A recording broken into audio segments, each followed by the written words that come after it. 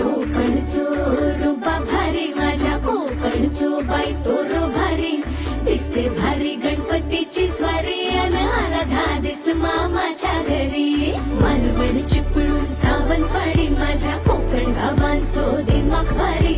दिसते भारी गणपतीची स्वारी माझ्या कोकणा वाटे तुम्ही वळवा गाडी धमाधमान हाका गाडी माझ्या कोकणचो रस्तो नागमोडी कारी नये वा